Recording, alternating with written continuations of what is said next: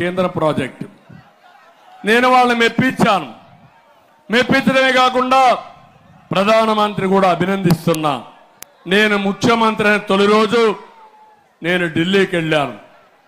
ప్రధానమంత్రి గారిని ఆ రోజు రాజ్నాథ్ సింగ్ గాని వెంకయ్య నాయుడు గారు ఉన్నారు. నేను ఒకే విషయం అడిగాను. పోలవరం ఇది నేషనల్ ప్రాజెక్ట్. ఇది అయితే 7 మండలాలు తెలంగాణలో ఉన్నాయి. తెలంగాణలో ఉండే మండలాలు ముంపుకు గురవుతాయి.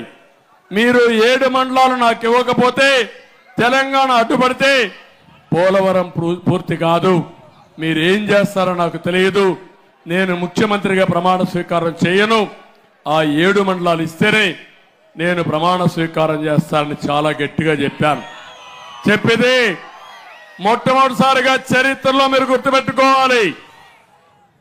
కేబినెట్ సమావేశం పెట్టి ఒక ఆర్డినెన్స్ పెట్టి ఆర్డినెన్స్ ద్వారా 7 మండలాలు మనకి ఇచ్చిన తర్వాతనే పార్లమెంట్ సమావేశాలు పెట్టారు.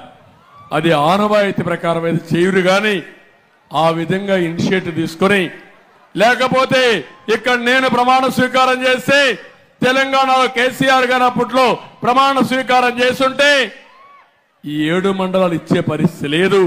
ఆ రాష్ట్రం ఒప్పుకోవాలి, ఈ రాష్ట్రం ఒప్పుకోవాలి. అది చరిత్రలో జరిగేది కాదు. అలాంటి చాలా సమస్యల్ని పరిష్కారం చేసి కోర్టులో ఉండే ఇష్యూస్ అన్ని పరిష్కారం చేసి పోలవరాన్ని పరిగెత్తించా. పట్టిసీమ తీసుకొచ్చి ఒకే సీజన్లో 120 టీఎంసీ నీళ్లు తీసుకొచ్చి కృష్ణా డెల్టాని స్టెబిలైజ్ చేసిన పార్టీ తెలుగుదేశం పార్టీ. 72% పూర్తి చేశాను.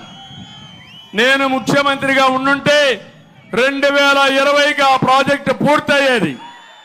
నా ఆలోచన ఉంటుంది. తాడికొండ ప్రాంతానికి కూడా నీళ్లు లేవు, తాగడానికి నీళ్లు లేవు.